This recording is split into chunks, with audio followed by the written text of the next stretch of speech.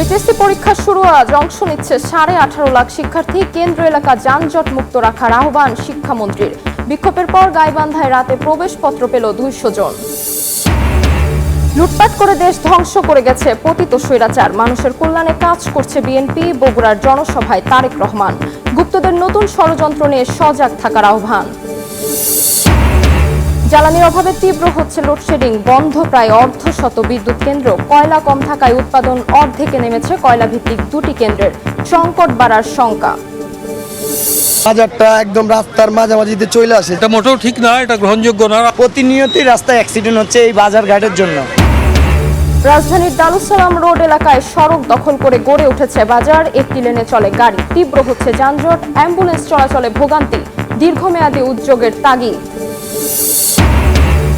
এবং JD Vance পাকিস্তানের পথে নন, যুক্তরাষ্ট্রেই আছেন দাবি রয়টার্সের। চুক্তি না হলে আবারও যুদ্ধের হুঁশিয়ারি ট্রাম্পের। ইরানে খুলে দেয়া হলো প্রধান দুটি বিমানবন্দর।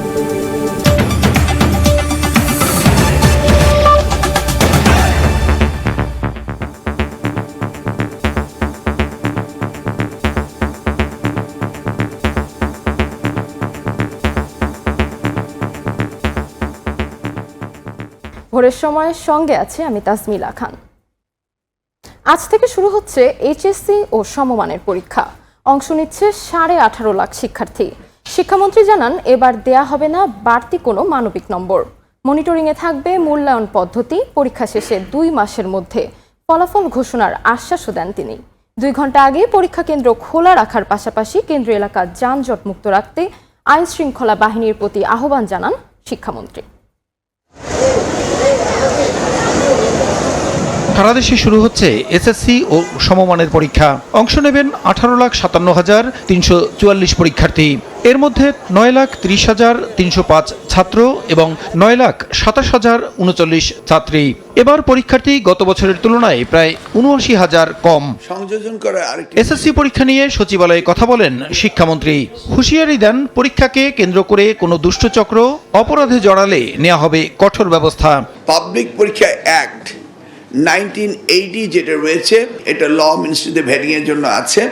এটা আমাদের হয়ে যাচ্ছে। অ্যাক্টে ডিজিটাল ক্রাইমের কথা ছিল না, সেগুলি ইনক্লুড করা হয়েছে। আমরা নজরদারি করছি সাইবার ক্রাইমে যারা করবে, যারা প্রশ্নপত্র থানা থেকে বা ট্রেজারি থেকে উত্তোলন করবে, তাদের ফোন নাম্বার রেখে তারা কোনো ক্রাইম করছে কিনা। শিক্ষামন্ত্রী বলেন, শিক্ষার্থীদের উত্তরপত্রের ভিত্তিতেই করা হবে মূল্যায়ন। এছাড়া মনিটরিং করা হবে শিক্ষকদের খাতা মূল্যায়ন পদ্ধতিও।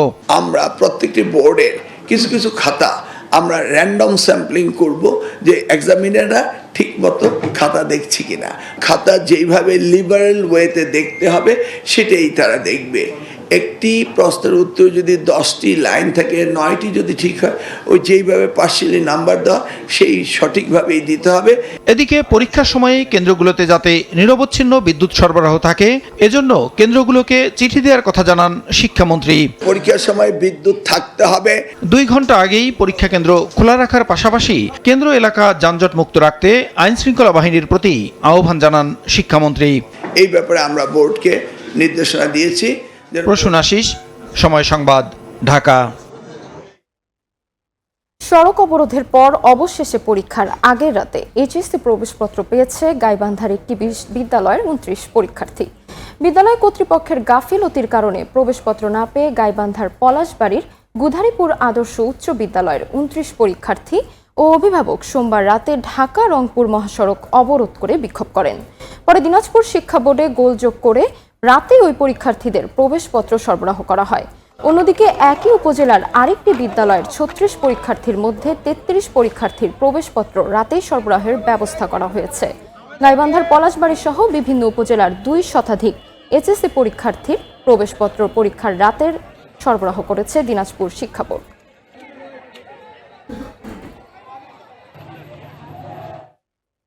মেগা প্রকল্পের নামে লুটপাট করে কোটি কোটি টাকা পাচার করেছে পতিত স্বৈরাচারী সরকার। ধ্বংসের দ্বারপ্রান্তে নিয়ে গেছে ব্যাংকিং, শিক্ষা, স্বাস্থ্য সহ সব খাতকেই। বগুড়া বিএনপির জনসভায় একথা বলেন প্রধানমন্ত্রী তারেক রহমান। বলেন, তার সরকার মানুষের ভাগ্য পরিবর্তনে কাজ করছে। এ সময় মুক্তিযুদ্ধ বিরোধী ও গুপ্তদের নতুন ষড়যন্ত্রের বিষয়ে সজাগ থাকার আহ্বান জানান বিএনপি চেয়ারম্যান। মিজানুর রহমানের ক্যামেরায় আহমেদ সালেহিনের রিপোর্ট। জনসমুদ্র ভেদ করে প্রিয় নেতার আগমন, হাত নেড়ে বগুড়াবাসীকে শুভেচ্ছা জানান প্রধানমন্ত্রী, গ্রহণ করেন লাখো মানুষের অভিবাদন। স্ত্রী জুবাইদুর রহমানকে সঙ্গে নিয়ে সোমবার বিকেলে বগুড়ার আলতাফুন্নেসা খেলার মাঠে জেলা বিএনপির জনসভায় যোগ দেন বিএনপি চেয়ারম্যান ও সরকার প্রধান তারেক রহমান। স্বৈরাচার আমলে ভোটাধিকার হরণের কথা মনে করে দিয়ে বলেন, দেশের উন্নয়নে ভোটের মাধ্যমে বিএনপিকে 5 বছরের জন্য দায়িত্ব দিয়েছে জনগণ। আল্লাহর রহমতে আজকে এই মিটিং আমরা প্রতিশ্রুতি শপথ গ্রহণ করতে চাই।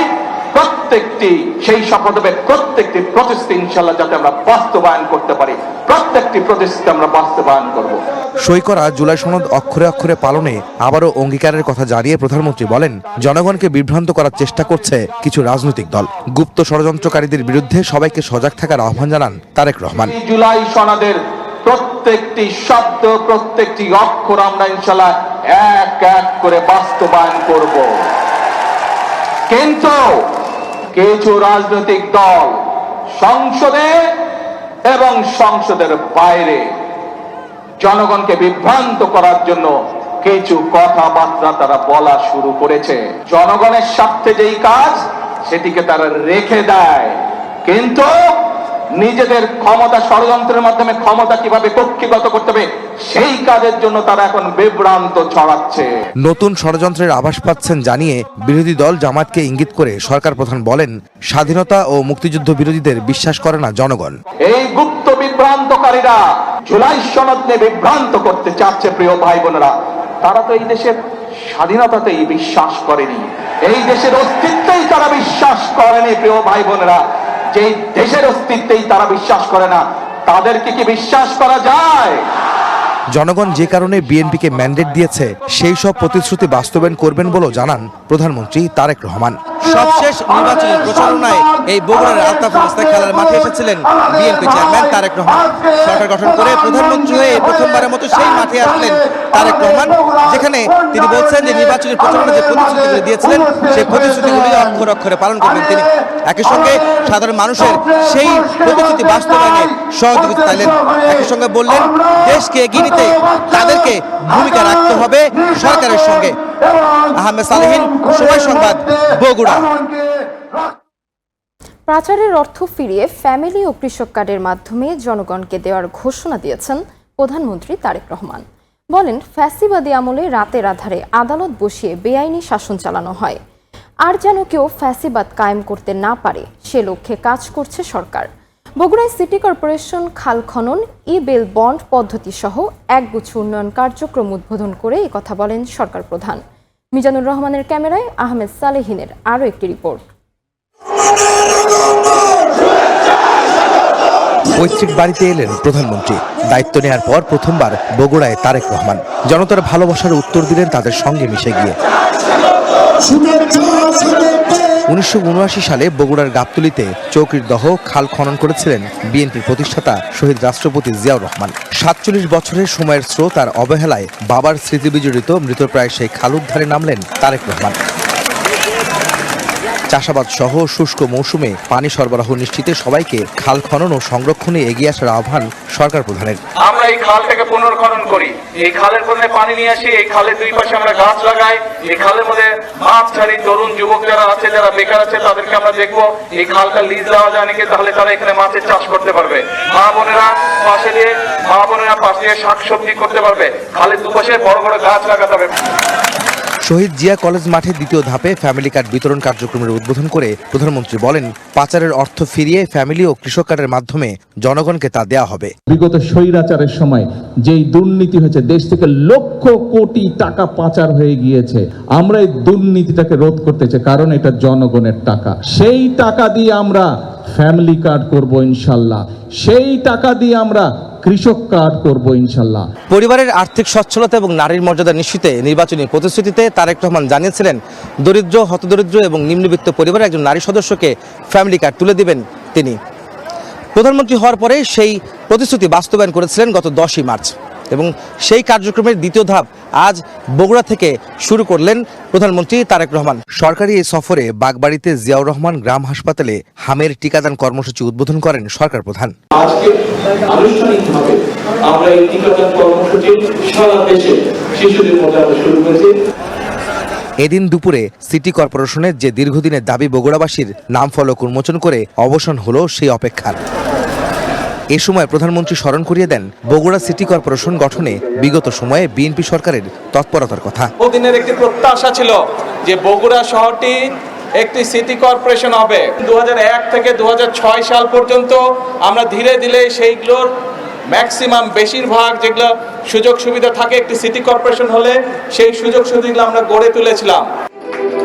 এর আগে বগুড়া সহ 7 জেলায় ই বেল বন্ড পদ্ধতির উদ্বোধন অনুষ্ঠানে যোগ দেন সরকার প্রধান। বলেন, ফ্যাসিবাদী আমলে বিচার ব্যবস্থাকে দলীয় আদালতে পরিণত করা হয়েছিল। ফ্যাসিবাদী শাসন আমলে বিচার বিভাগকে দলীয় আদালতে পরিণত করা হয়েছিল। আইনের দোহাই দিয়েই এমনকি রাতের বেলা আদালত বসিয়ে ভিন্ন দল এবং মতের শত শত মানুষকে শাস্তি দেওয়া হয়েছে। কখনো যাতে কোনো স্বৈরাচার কিংবা তাবেদার জনগণের অধিকার কেড়ে নিয়ে দেশে ফ্যাসিবাদী শাসন প্রতিষ্ঠা করতে না পারে সেটি নিশ্চিত করাই এখন সময়ের দাবি। দিনের প্রথম কর্মসূচিতে বগুড়া জেলায় অ্যাডভোকেটস বার সমিতির নবনির্মিত ভবনের ফলক উন্মোচন করেন প্রধানমন্ত্রী। এ সময় ভবন নির্মাণ, লাইব্রেরি এবং মসজিদের জন্য আর্থিক সহায়তা তুলে দেন তারেক রহমান। মসজিদটির জন্য 5 লক্ষ টাকা এখানে দেওয়া হয়েছে। আহমেদ সালেহিন, সময় সংবাদ, বগুড়া। ত্রয়োদশ জাতীয় সংসদের সংরক্ষিত নারী আসনে 36 প্রার্থীকে মনোনীত করেছে বিএনপি। মনোনীতদের নাম ঘোষণা করেন দলটির সিনিয়র যুগ্ম মহাসচিব রুহুল কবির রিজভী। এর আগে দেয়া এক মাহফিলে তিনি বলেন, ধাপে ধাপে সব প্রতিশ্রুতি বাস্তবায়ন করছে সরকার। বেশ কয়েকদিন ধরে সংসদের সংরক্ষিত নারী আসনের মনোনয়ন নিয়ে সরগরম ছিল গুলশানে বিএনপির চেয়ারম্যানের কার্যালয় প্রাঙ্গণ। শুক্র ও শনিবার প্রায় 900 মনোনয়ন প্রত্যাশীর সাক্ষাৎকার নেয় দলটি। সাক্ষাৎকারে প্রার্থীরা বিগত সময়ে নিজেদের ভূমিকা তুলে ধরা সহ দলীয় সিদ্ধান্ত মেনে নেওয়ারও অঙ্গীকার ব্যক্ত করেন। সোমবার মনোনয়ন বোর্ড সেলিমা রহমান, শিরিন সুলতানা, নীলোফার চৌধুরী মনি, নিপুণ রায় চৌধুরী, সানজিদা ইসলাম তুলি সহ 36 প্রার্থীর নাম নিশ্চিত করেছে। নয়াপল্টনে বিএনপির কেন্দ্রীয় কার্যালয়ে বিস্তারিত তুলে ধরেন প্রধানমন্ত্রীর রাজনৈতিক উপদেষ্টা ও বিএনপির সিনিয়র যুগ্ম মহাসচিব রুহুল কবির রিজভী। নীলোফার চৌধুরী মনি, নজরুল ইসলাম চৌধুরী, নিপুণ রায় চৌধুরী, জিবা আমিন খান, আক্তার উদ্দিন আহমেদ, মাহমুদা হাবিবা, পিতা মোহাম্মদ আইন উদ্দিন, মুসাম্মদ সাবিরা সুলতানা, এই 36 জন বিএনপি এবং বিএনপির জোট থেকে যাদেরকে সিলেকশন করা হয়েছে, নির্বাচিত করা হয়েছে। এর আগে সকালে বিএনপির কেন্দ্রীয় কার্যালয়ে দলটির সাবেক সাংগঠনিক সম্পাদক নিখোঁজ ইলিয়াস আলীর সন্ধান দাবিতে আলোচনা সভা ও দোয়া মাহফিল অনুষ্ঠিত হয়। দেশে সুসময় অনেকটাই ফিরে এসেছে মন্তব্য করে পরবর্তীতে কোনো সরকার যেন গুমের মতো নিষ্ঠুর পথ আর অবলম্বন না করে সরকারকে সেই ব্যবস্থা নেওয়ার আহ্বান জানান রুহুল কবির রিজভী। ক্ষমতায় আসার পর বিএনপি সরকার বিভিন্ন অঙ্গীকার পূরণ করে যাচ্ছে বলেও জানান তিনি। যারা গুম করেছেন সেই কর্মকর্তারা তো আছেন বিভিন্ন জায়গায়, তাদেরকে আইনের আওতায় নিয়ে এসে তাদেরকে রিমান্ডে নিয়ে বলুন কিভাবে গুম করেছেন, কোথায় গুম করেছেন, কোথায় আছে। এদিকে আলোচনায় থাকলেও মনোনয়ন থেকে বাদ পড়েছেন কনক চাপা, বেবি নাজনীন, ন্যান্সি, চমক সহ বিভিন্ন গায়ক ও অভিনেত্রী। তাসনিয়া নিশাত মিম, সময় সংবাদ, ঢাকা।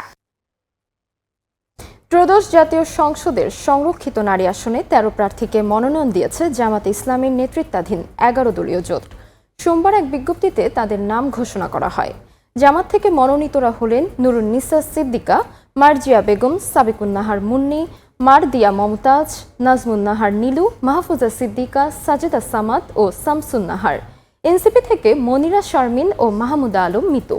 এছাড়া জাকপার চেয়ারম্যান তাসমিয়া প্রধান, বাংলাদেশ খেলাফত মজলিসের নারী মজলিসের সদস্য মাহবুবা হাকিম এবং জুলাই শহীদ শিশু জাবির ইব্রাহিমের মা রোকেয়া বেগমও 11 দলীয় ঐক্য থেকে মনোনয়ন দেয়া হয়।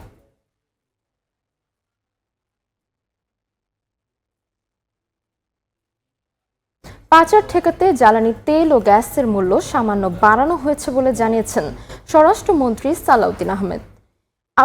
জাতীয় সংসদে বিরোধী দলীয় নেতা ডাক্তার শফিকুর রহমানের নোটিশের জবাবে তিনি একথা জানান।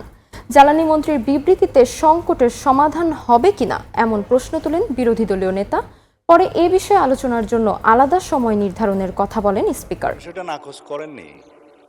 আমার মনে হয় আলোচনা হচ্ছে, বাট আমাদের ন্যাশনাল ইকোনমি এফোর্ড করতে পারছে না, এবং এই জ্বালানি এবং গ্যাসের মূল্য এখানে কম থাকাতে তাতে আপনি জানেন যে সব সময় একটা টেন্ডেন্সি থাকে এটা অন্যভাবে অপচয় হওয়ার, আমি খোলাসা করে বলছি না, বা পাচার হওয়ার, সেটা বন্ধ করার জন্য, একটা ডিসিপ্লিনে আনার জন্য আমরা জ্বালানি তেলের কিঞ্চিত মূল্য বৃদ্ধি করতে বাধ্য হয়েছে সরকার। জ্বালানির দাম বৃদ্ধির কারণে মূল্যস্ফীতির প্রভাব যেন বিভিন্ন খাতে না পড়ে সে বিষয়ে সরকার সতর্ক বলে জানিয়েছেন বাণিজ্য মন্ত্রী খন্দকার আব্দুল মুক্তাদির। সোমবার সকালে সিলেটে এক অনুষ্ঠানে কথা জানান তিনি। বাংলাদেশে যে ডিজেলের মূল্য ছিল 100 টাকা পার লিটার, সেটা বৃদ্ধি করে 115 টাকা করা হয়েছে, এবং এই মডেস্ট ইনক্রিজের কারণই হচ্ছে যেন এইটার কারণে মূল্যস্ফীতির সৃষ্টি না হয়। তারপরে আপনারা জানেন, কৃষক পর্যায়ে যখন সেচের জন্য পাম্প চালানো হয়, সেখানে কৃষককে যেন মূল্যবৃদ্ধির অভিজ্ঞতা তাকে সহ্য করতে না হয়, সেজন্য সরকার এদিকে বিশেষভাবে দৃষ্টি দিয়েছে। জ্বালানি তেল, এলপি গ্যাসের পর এবার বাড়তে পারে বিদ্যুতের দামও। আবাসিক গ্রাহকদের ক্ষেত্রে ইউনিট প্রতি দাম 70 পয়সা থেকে 1 টাকা 80 পয়সা পর্যন্ত বাড়ানোর প্রস্তাব করেছে বিদ্যুৎ বিভাগ। যদিও বিদ্যুৎ উন্নয়ন বোর্ডের চেয়ারম্যান বলছেন এখনো সবকিছু প্রাথমিক পর্যায়ে। বিশেষজ্ঞরা বলছেন দাম বৃদ্ধি নয়, লুণ্ঠন রোধ করে ঘাটতি সমন্বয় করতে হবে। ফারুক ভুঁইয়া রবিনের রিপোর্ট। বৈশ্বিক সংকটের জেরে দেশের ইতিহাসে সর্বোচ্চ দামে জ্বালানি তেল, তার উপর 18 দিনের ব্যবধানে 2 দফায় ব্যাপক হারে বাড়ল এলপি গ্যাসের দামও।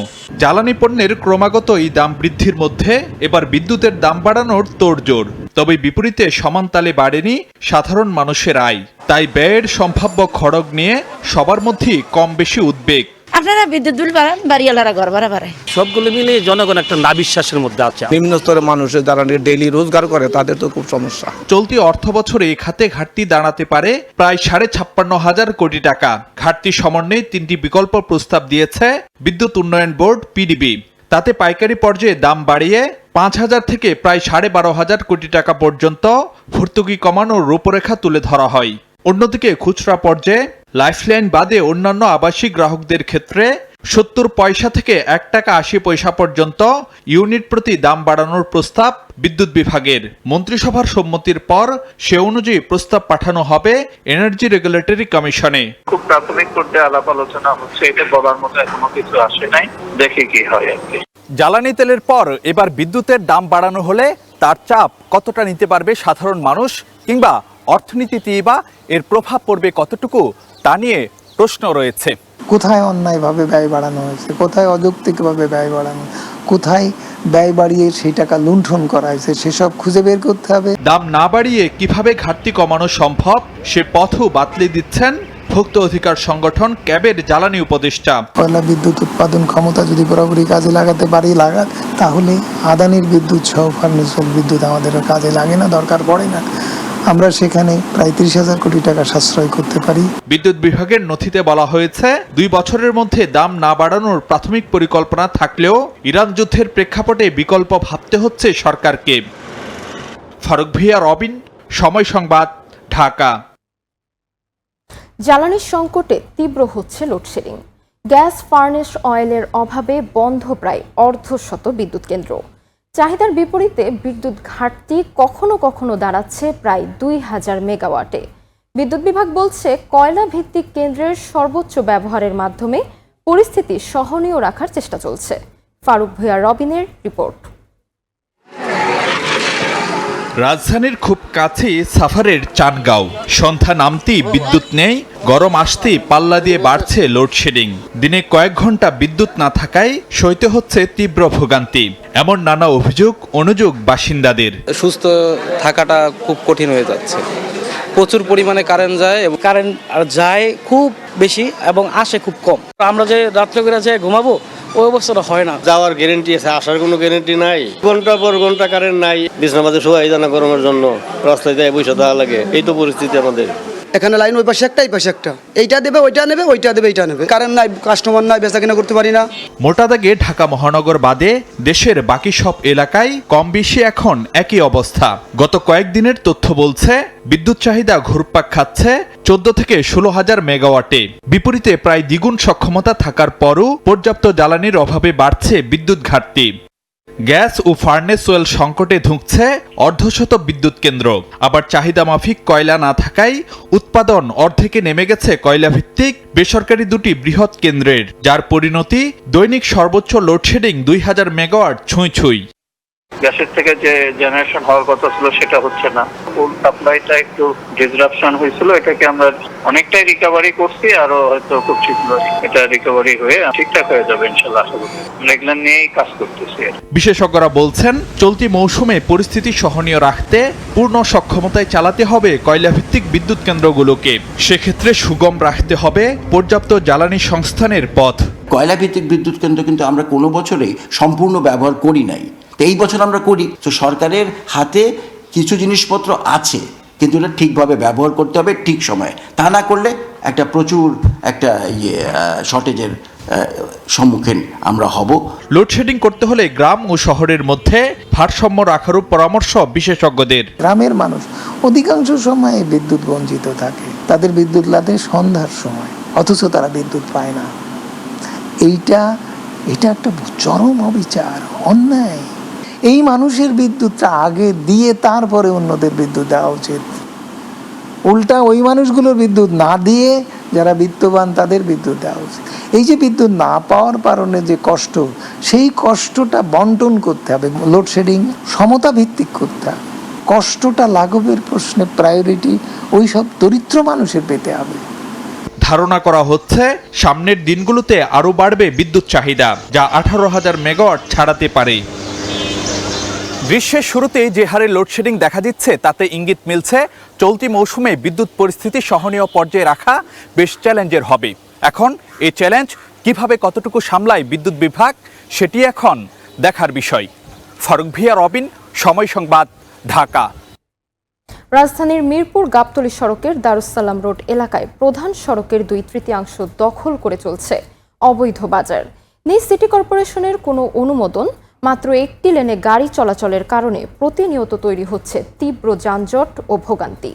ফুটপাত ও সড়ক দখলের সঙ্গে শত কোটি টাকার অনৈতিক স্বার্থ জড়িত মন্তব্য করে নগর পরিকল্পনাবিদরা বলছেন প্রয়োজন দীর্ঘমেয়াদী পরিকল্পিত পদক্ষেপ।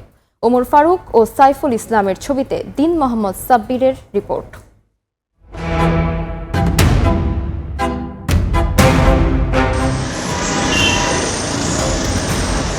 দেখে বোঝার উপায় নেই এটি সড়ক নাকি বাজার। 3 লেনের সড়কের 2 লেনই দোকানপাটের দখলে, বাদ যায়নি পাশের ফুটপাতও।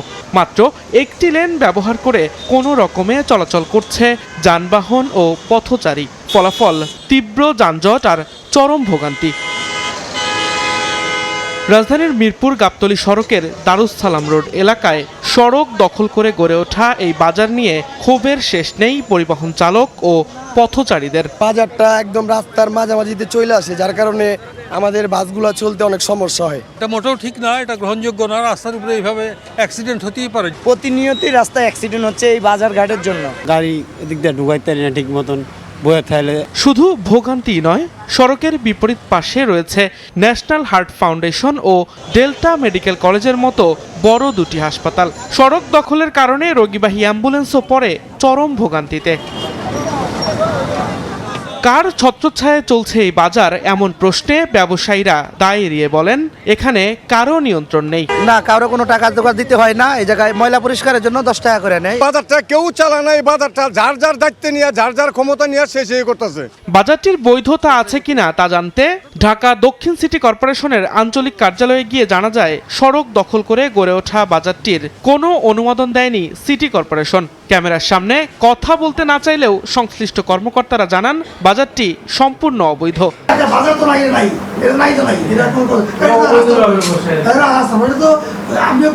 জনস্থানে ভোগান্তি সৃষ্টি করলে কঠোর ব্যবস্থা নেওয়া হবে জানিয়ে ঢাকা দক্ষিণ সিটি কর্পোরেশনের প্রশাসক জানান, হকারদের লাইসেন্স প্রদানের মাধ্যমে ফুটপাতে শৃঙ্খলা ফেরাতে কাজ করছে সিটি কর্পোরেশন। এটাকে খোঁজ খবর নিয়ে আমরা নিজে ভিজিট করে দেখব, যদি ওরকম ধরনের অব্যবস্থাপনা থাকে অবশ্যই জনসেবার জন্য যেটা করার প্রয়োজন আমাদের সাধ্যের মধ্যে থেকে সেটা তো আমরা করবই। ফুটপাত ও সড়ক দখলের সঙ্গে শত কোটি টাকার অনৈতিক স্বার্থ জড়িত বলে মনে করেন নগর পরিকল্পনাবিদ স্থপতি ইকবাল হাবিব। তার মতে, লোক দেখানো অভিযানের পরিবর্তে প্রয়োজন টেকসই ও জনকল্যাণমুখী উদ্যোগ। হকার বাজার বা মাস্তানদের দৌরাত্ম, হাজার কোটি টাকার এই অবৈধ ব্যবসায়িক ক্ষেত্রটি শুধু যে পদচারী এবং বাস সহ গণপরিবহনের বাধা সৃষ্টি করছে তা নয়, এর থেকে উদ্বৃত্ত যে বর্জ্য সেটি পুরো এলাকাকে জনস্বাস্থ্যের হুমকি তৈরি করছে।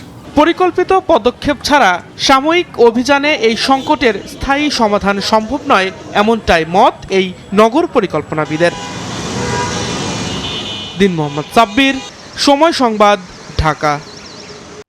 রাজধানীর বনানীতে একটি সীসা বারে অভিযান চালিয়ে 4 কেজি সীসা ও মাদক সেবনের সরঞ্জাম জব্দ করেছে মাদকদ্রব্য নিয়ন্ত্রণ অধিদপ্তর। আগেই তথ্য ফাঁস হয় গা ঢাকা দেন বার সংশ্লিষ্টরা। গোপন সংবাদের ভিত্তিতে সোমবার রাত 11টার দিকে বনানীর 17 নম্বর সড়কের একটি সীসা বারে অভিযান চালায় সংস্থাটি। তবে অভিযানের আগেই তথ্য ফাঁস হয় বার সংশ্লিষ্টরা পালিয়ে যান। অভিযান শেষে মাদকদ্রব্য নিয়ন্ত্রণ অধিদপ্তরের পরিচালক বশির আহমেদ জানান, জব্দকৃত আলামত ও সংশ্লিষ্টদের বিরুদ্ধে আইনগত ব্যবস্থা নেওয়া হবে। রাজধানী জুড়ে সীসা বারগুলোতে ধাপে ধাপে অভিযান অব্যাহত থাকবে বলেও জানান তিনি।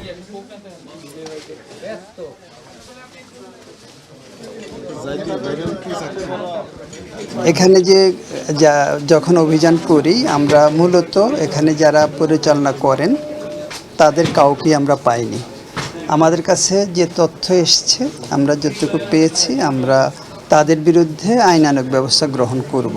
আমরা এখানে পেয়েছি 4 কেজি সীসা, 8টা হচ্ছে হুকো, আর 5টা পেয়েছি, 5 প্যাকেট পেয়েছি হচ্ছে কয়লা। রাজধানীর মিরপুরে গার্মেন্টস ব্যবসায়ীর কাছে 1 কোটি টাকা চাঁদা না পেয়ে গুলি করে সন্ত্রাসীরা। 3 দিনের মধ্যে টাকা না দিলে হত্যার হুমকিও দেওয়া হয় তাকে। এ ঘটনায় 4 জনকে গ্রেফতার করেছে র্যাব। শনিবার সন্ধ্যা 6:30 রাজধানীর মিরপুর 13 নম্বরের পশ্চিম 22 এলাকা। সিসি ক্যামেরার ফুটেজে 12-13 জনের একটি দলকে এলাকার একটি পোশাক কারখানা থেকে বের হয়ে যেতে দেখা যায়। ঠিক মিনিট 10 আগে এই দলটি AKM অ্যাপারেলস নামের পোশাক কারখানার মালিকের কাছ থেকে 1 কোটি টাকা চাঁদা দাবি করে। চাঁদা না পেয়ে মালিকের কানের পাশে 1 রাউন্ড এবং পায়ের নিচে 1 রাউন্ড গুলি করে। ঢুকে আমার টেবিলের উপরে 2টা মেশিন গান রাখছে। মেশিন গান রাখার পরে আরো 2 জন ঢুকছে। ঢোকার পরে তারা বলল যে টিটু ভাইরে চিনো কিনা। আমি বলছি যে আসলে টিটু ভাইকে আমি চিনি না। তো এরপরে ওরা 1 রাউন্ড গুলি করছে। এ ঘটনার সঙ্গে জড়িত 4 জনকে রাজধানীর বিভিন্ন এলাকায় অভিযান চালিয়ে গ্রেফতার করেছে র্যাব। জি, আসসালামু আলাইকুম। র্যাব বলছে, গুলির ঘটনায় প্রমাণ না রাখতে অফিসে সংরক্ষিত সিসিটিভি ক্যামেরা খুলে নিয়ে যায় সন্ত্রাসীরা। 3 দিনের মধ্যে চাঁদা না দিলে প্রাণনাশের হুমকিও দেয়া হয়। সন্ত্রাসীরা তাকে 3 দিন সময় দিয়ে যায় যে 3 দিনের মধ্যে সময় এই চাঁদা না দিলে তুমি কিন্তু আরো বড় বিপদে পড়বা। এরপরে যাওয়ার সময় তারা সেই কারখানার যে সিসিটিভি ফুটেজ, সেই সিসিটিভি ফুটেজ খুলে নিয়ে যায়। চাঁদাবাজদের রাজনৈতিক পরিচয় যাচাই বাছাই চলছে জানিয়ে র্যাব বলছে, এলাকায় চুরি, ছিনতাই সহ নানা রকম অপরাধের সঙ্গে জড়িত এই গ্রুপটি। তাদের রাজনৈতিক পরিচয় আমরা আরো যাচাই বাছাই করতেছি। এটা আমরা সংশ্লিষ্ট থানায় হ্যান্ডওভার করব। থানা আরো যাচাই বাছাই করে আইনগত ব্যবস্থা নেবে। গ্রেফতারকৃতদের বিরুদ্ধে একাধিক মামলার তথ্য পেয়েছে র্যাব।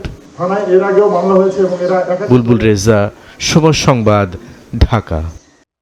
হাম উপসর্গ নিয়ে মারা গেছে আরও 3 শিশু। হাসপাতালে ভর্তি 1344 জন। হাম সংক্রমণের বর্তমান পরিস্থিতিকে এখনই মহামারী বলা যাবে না। পরিস্থিতি তৈরি হয়নি জরুরি অবস্থা ঘোষণারও। দেশব্যাপী টিকাদান কর্মসূচি উদ্বোধন করে স্বাস্থ্যমন্ত্রী আরও বলেন, বিগত সরকারের সময় নিয়মিত টিকা না দেওয়ায় শিশুদের বড় অংশ হামে আক্রান্ত হয়েছে। ঝুঁকিপূর্ণ ৩০ উপজেলা ও ৪টি সিটি কর্পোরেশনের পর এবার সারা দেশে শুরু হলো হামের টিকাদান কর্মসূচি। সোমবার সকালে নারায়ণগঞ্জের রূপগঞ্জে লিটল এঞ্জেল সেমিনার স্কুলে হাম রুবেলা টিকা কর্মসূচির উদ্বোধন করেন স্বাস্থ্যমন্ত্রী। লম্বা লাইনে দাঁড়িয়ে শিশুদের টিকা দেন অভিভাবকরা। জানান, হামের সংক্রমণ বৃদ্ধিতে শঙ্কিত হলেও টিকা পাওয়ায় কিছুটা স্বস্তিতে তারা। আতঙ্কিত ছিলাম যে কবে নাগাদ টিকা আসবে, এখন আমরা যে টিকা, আলহামদুলিল্লাহ, অসংখ্য ধন্যবাদ। আশায় রয়েছিলাম যে কবে টিকাটা আসবো, যেমন টিকাটা দিতে পারলে যেমন বাচ্চাগুলো সুস্থ থাকবে। হাম সংক্রমণের বর্তমান পরিস্থিতিকে এখনই মহামারী বলা যাবে না বলে মন্তব্য করেন স্বাস্থ্যমন্ত্রী। জরুরি পরিস্থিতি ঘোষণার মতো অবস্থা এখনো হয়নি উল্লেখ করে বলেন, দেশব্যাপী টিকাদানের কয়েকদিনের মধ্যেই পরিস্থিতি নিয়ন্ত্রণে আসবে। ইমার্জেন্সি ঘোষণা করার মতন অবস্থা দেশে হয় নাই। ভ্যাকসিনেটের কাজটা এগিয়ে গেলে এই অ্যাটাকটা যেটা আক্রান্তের যে পরিমাণটা আমাদের শিশুদের উপর মিজেলসের, এটা কমে আসবে। সঙ্গে ছিলেন বাংলাদেশে নিযুক্ত যুক্তরাষ্ট্রের রাষ্ট্রদূত ব্রেন্ট টি ক্রিস্টেনসেন। এই সমস্ত কারণই হচ্ছে গত 1.5 বছরের জনস্বাস্থ্যের প্রতি সবথেকে বেশি অবহেলা করা হয়েছে। সময় মতো যদি শিশুদেরকে এই রোগ প্রতিরোধের ক্ষমতা সম্পন্ন টিকা ভ্যাকসিনগুলিকে দেওয়া হয়, তাহলে কিন্তু এই সমস্ত রোগের জীবাণু তাদেরকে আক্রমণ করতে পারে না। চলমান কর্মসূচিতে প্রায় 2 কোটি শিশুকে টিকার আওতায় আনার লক্ষ্য সরকারের। মনির হোসাইন, সময় সংবাদ, ঢাকা। হেফাজতে ইসলাম বাংলাদেশের আমির আল্লামা মহিবুল্লাহ বাবুনগরীর সঙ্গে সাক্ষাৎ করেছেন এনসিপির মুখপাত্র আসিফ মাহমুদ সজীব ভুঁইয়া। সোমবার বিকেলে মাদ্রাসা প্রাঙ্গণে বেশ কিছু বিষয় নিয়ে কথা বলেন তারা। এ সময় দেশের বর্তমান রাজনৈতিক পরিস্থিতি, সামাজিক ধর্মীয় শিক্ষার গুরুত্ব এবং ভবিষ্যৎ সাংগঠনিক কার্যক্রম নিয়ে মতবিনিময় হয়। এ সময় মহিবুল্লাহ বাবুনগরীর আসিফ মাহমুদ সজীব ভুঁইয়াকে নিজের লেখা একটি বই উপহার দেন।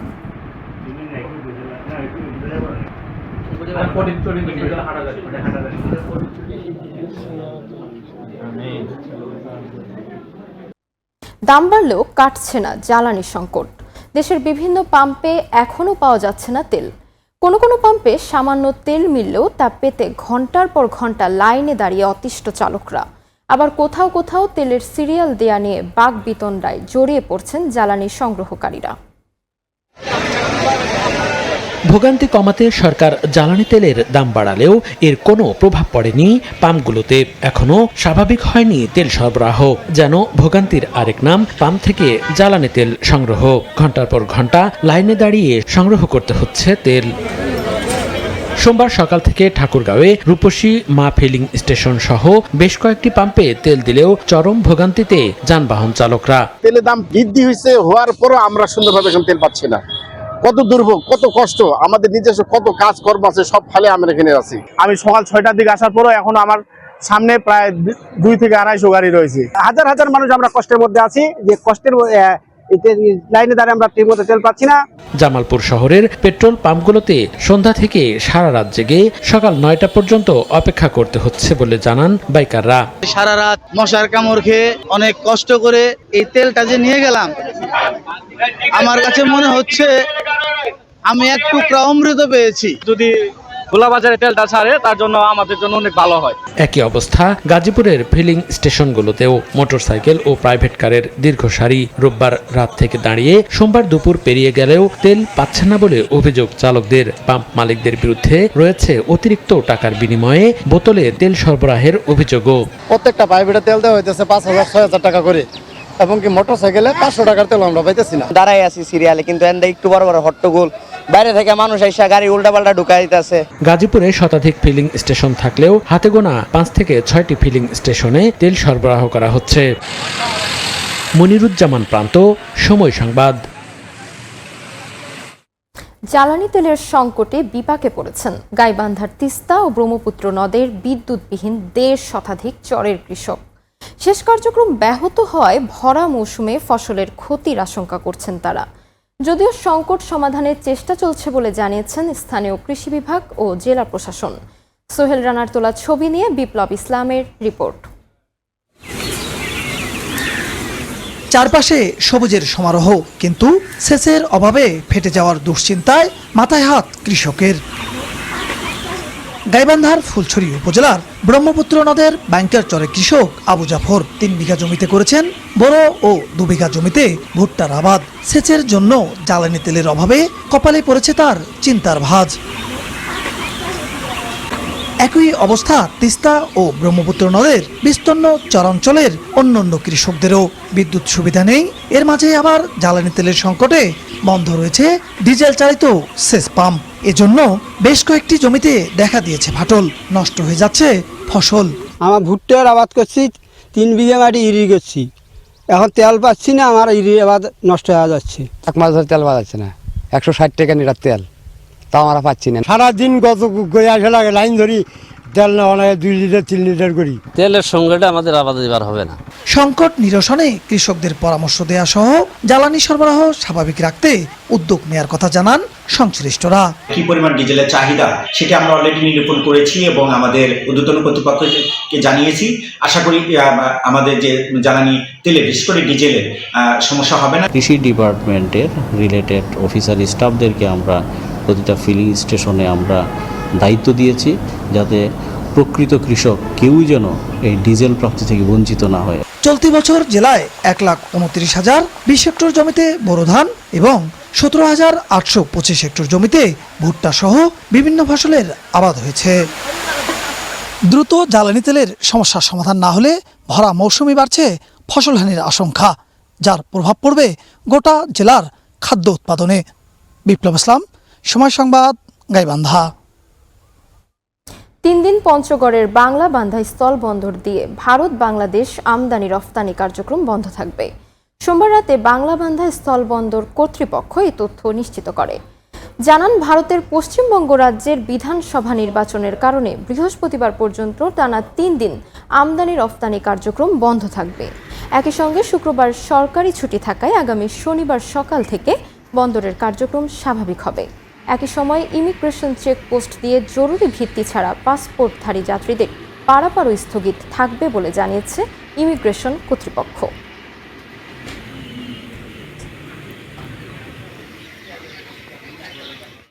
চুয়াডাঙ্গার দামুড়হুদায় প্রায় 300 লিটার ডিজেল জব্দ করা হয়েছে। অবৈধভাবে ডিজেল রাখার অপরাধে এক ব্যক্তিকে 5,000 টাকা জরিমানা করেছে ভ্রাম্যমাণ আদালত।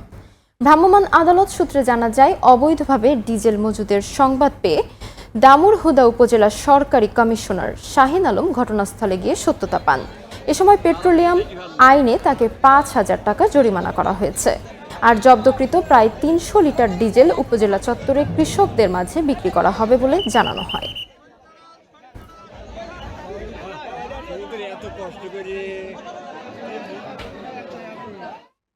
জয়পুরহাট ও নওগাঁয় অবৈধভাবে মজুদ 236 লিটার জ্বালানি তেল জব্দ করা হয়েছে। জরিমানা করা হয়েছে 2 ব্যবসায়ীকে। র্যাব 5 জানায়, নওগাঁয় তেল ব্যবসায়ী মাসুদ রানার কাছ থেকে পাওয়া যায় অবৈধভাবে মজুদ 106 লিটার পেট্রোল। তাকে 8,000 টাকা জরিমানা করে জব্দকৃত তেল সরকারি মূল্যে বিক্রির নির্দেশ দেয় সহকারী কমিশনার পলাশ উদ্দিন। অন্যদিকে জয়পুরহাট সদরের দুর্গাদহ বাজারে অবৈধভাবে 130 লিটার ডিজেল মজুদের দায়ে এক ব্যবসায়ীকে 20,000 টাকা জরিমানা করেন জেলা প্রশাসনের নির্বাহী ম্যাজিস্ট্রেট আফজাল হোসেন। 2টি ঘটনায় জব্দকৃত তেল বিক্রির টাকা সরকারি কোষাগারে জমা দেওয়া হয়।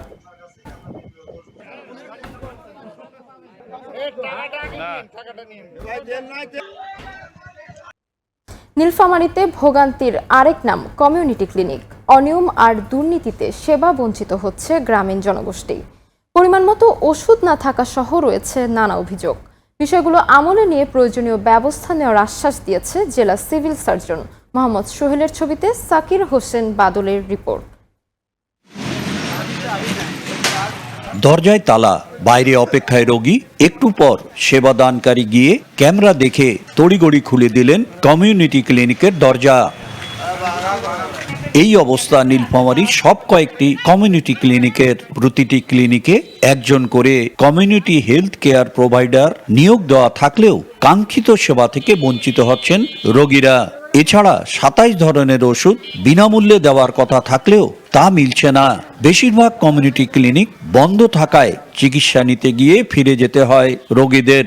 আসার কথা 9টা জায়গার ভিতর আসে 11টা সাড়ে 11টার দিকে, আর একটা বাজিলেই আর এখানে থাকে না। ওষুধের কথা কইলে কয় কি পালাও, টাকা যদি 5 টাকা না থাকে তাহলে কইছে টাকা নাই, তোর ওষুধও নাই। 7, 8, 9 3টে ওয়ার্ডের মধ্যে একটা ক্লিনিক, পর্যাপ্ত ওষুধ থাকার কারণে সত্ত্বেও আমরা পাই না। আমরা যদি এখানে আসি ওষুধ না পাই তাহলে এটা রাখার কি দরকার, সরকার এটা বন্ধ করে দেব। অভিযোগ আমলে নিয়ে দ্রুত পদক্ষেপ নেওয়ার আশ্বাস জেলা সিভিল সার্জনের। 9টায় আসার কথা, অনেক সময় 10টায় আসে। এই বিষয়গুলো নিয়ে আমি নক করছি এবং এদেরকে শোকজের আওতায় নিয়ে আসছি, অনেক জায়গায় স্টেপও নিছি। ওষুধের যে চাহিদা অনুযায়ী রোগীর সংখ্যা বেশি, যার কারণে একটু সমস্যা হয়। গ্রামীণ জনগোষ্ঠীর প্রাথমিক সেবা নিশ্চিতে নীলফামারীর প্রতিটি ইউনিয়নের 3টি ওয়ার্ড নিয়ে 195টি কমিউনিটি ক্লিনিক রয়েছে। শাকির হোসেন বাদল, সময় সংবাদ, নীলফামারী। লালমনিরহাট সদর হাসপাতালে বাড়ছে জলাতঙ্ক রোগীর সংখ্যা।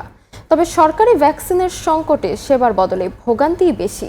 বাইরে থেকে বেশি দামে ভ্যাকসিন কিনতে হচ্ছে রোগীদের। এ নিয়ে ক্ষোভ বাড়ছে সাধারণ মানুষের মাঝে। সুফিয়ান আল হাসানের রিপোর্ট, ছবি তুলেছেন আমিনুল ইসলাম। এটি লালমনিরহাট সদর হাসপাতাল। আধুনিক চিকিৎসার সব সুবিধা থাকলেও বর্তমানে হাসপাতালটিতে দেখা দিয়েছে জলাতঙ্কের টিকার সংকট। কুকুর বা বিড়ালের কামড়ে আক্রান্ত হয়ে প্রতিদিনই জেলার বিভিন্ন প্রান্ত থেকে রোগীরা ছুটে আসছেন এখানে। তবে দীর্ঘক্ষণ লাইনে দাঁড়িয়ে থেকেও মিলছে না কাঙ্ক্ষিত সেবা। সরকারিভাবে না পেয়ে 5 জন মিলে কিনতে হচ্ছে ভ্যাকসিন। এতে হয়রানির শিকার হচ্ছেন রোগী ও তার স্বজনরা। বিড়াল কামড় দিয়েছিল, তো আমি আজকে একটু আগে আসছিলাম, আসি দেখলাম যে এখানে ভেতরে ঢুকছিলাম, ভেতরে কথা বলে ভ্যাকসিন নাই। এখানে এসে দেখি আসলে এই ধরনের কোনো ইঞ্জেকশন এই হাসপাতালে নাকি সাপ্লাই নাই। যে সরকারি মেডিকেলে সবকিছুই ফ্রি সার্ভিস দেওয়া হয়, কিন্তু এখানে এসে দেখি যে ফ্রি দিচ্ছে না, ওনারা টাকা নিচ্ছে। এদিকে হাসপাতাল কর্তৃপক্ষের দাবি দীর্ঘ সময় ধরে সরবরাহ বন্ধ থাকায় চরম বিপাকে তারাও। বাজেট স্বল্পতায় কর্তৃপক্ষও নিরুপায়। এই ভ্যাকসিনটা আমরা আমাদের চাহিদা অনুযায়ী দিচ্ছি কিন্তু পাচ্ছি না, কারণ তারা একটা যে প্রজেক্টের মাধ্যমে এটা ক্রয় করতো সেই প্রজেক্টটা বাতিল হয়ে গেছে। এটা নিজস্ব ব্যবস্থাপনায় ক্রয় করার জন্য আমাদের নির্দেশনা আছে, কিন্তু নিজস্ব ক্রয় করার জন্য যেটা বাজেট, এই বাজেট সর্বদা হার কারণে আমরা ক্রয় করতে পারতেছি না। চুয়াডাঙ্গায় মাদ্রাসা শিক্ষার্থীকে ধর্ষণের দায়ে একজনের যাবজ্জীবন কারাদণ্ড দেওয়া হয়েছে। সোমবার দুপুরে এ রায় দেন বিচারক। মামলার বিবরণে জানা যায় 2024 সালের মার্চে 10ম শ্রেণীর ওই শিক্ষার্থীকে অপহরণ করে আব্দুস সালাম সহ 5 থেকে 7 জন পরে নির্জন স্থানে নিয়ে গিয়ে ধর্ষণ করা হয় বলে অভিযোগ করা হয়েছে। ভুক্তভোগীর মা বাদী হয়ে কয়েকজনের নাম উল্লেখ করে মামলা করেন। অভিযোগ প্রমাণ হয় অপহরণ মামলায় আব্দুস সালামের 14 বছর ও ধর্ষণ মামলায় যাবজ্জীবন কারাদণ্ড দেন বিচারক। মামলা থেকে খালাস দেয়া হয় অপর আসামিকে।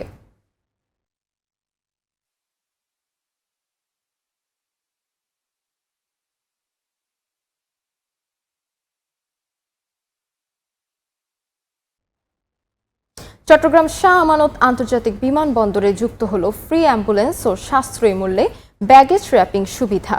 বিষয়টি নিশ্চিত করেন বিমানবন্দর পরিচালক group captain Sheikh Abdullah Alamgir. Wage earners কল্যাণ বোর্ডের মহাপরিচালক ও সরকারের যুগ্ম সচিব জনাব এটিএম মাহবুব উল করিমের সভাপতিত্বে অনুষ্ঠিত এ সভায় তুলে ধরা হয় যাত্রী সেবার মানোন্নয়নে দেওয়া বিভিন্ন পদক্ষেপ।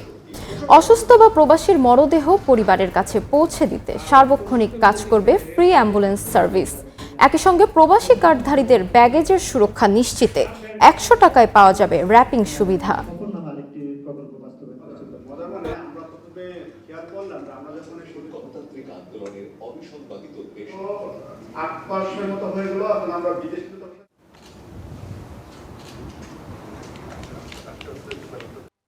দেখছেন ভোরের সময়। গ্রীষ্মের শুরুতেই প্রচন্ড তাপে শুকিয়ে যাচ্ছে ঠাকুরগাঁওয়ের নদী, নালা, খাল, বিল, পুকুর। দিনের পর দিন নিচে নেমে যাচ্ছে পানির স্তর। এতে মৎস্য উৎপাদনের পাশাপাশি চাষাবাদেও অতিরিক্ত খরচ গুনতে হচ্ছে চাষিদের। এই অবস্থায় কৃষকদের বিকল্প নানা পরামর্শ দিয়ে যাচ্ছে স্থানীয় কৃষি ও মৎস্য বিভাগ। রুবেল ইসলামের ছবিতে জিয়াউর রহমান বকুলের রিপোর্ট। দেখে মনে হলেও এটি ছিল পুকুর, খরতাপে পানি শূন্য এখন। পানির স্তর নিচে নেমে যাওয়ায় ঠাকুরগাঁয়ের অধিকাংশ পুকুর, নদী নালা, খালবিল ও জলাশয়ের এখন বেহাল দশা। এতে জমিতে পানি দিতে পারছেন না কৃষকেরা, পাশাপাশি মাছ উৎপাদনও ব্যাহত হচ্ছে। এই অবস্থায় বাড়তি দামে সেচ পাম্প দিয়েও লাভ হচ্ছে না। প্রতিনিয়ত শ্যালো মেশিন দিয়ে পানি দিতেছি, তবুও পানি ধরে রাখা যাচ্ছে না। এইভাবে মাছ চাষ করলে তো কৃষক একদম লসে পড়ে যাচ্ছে।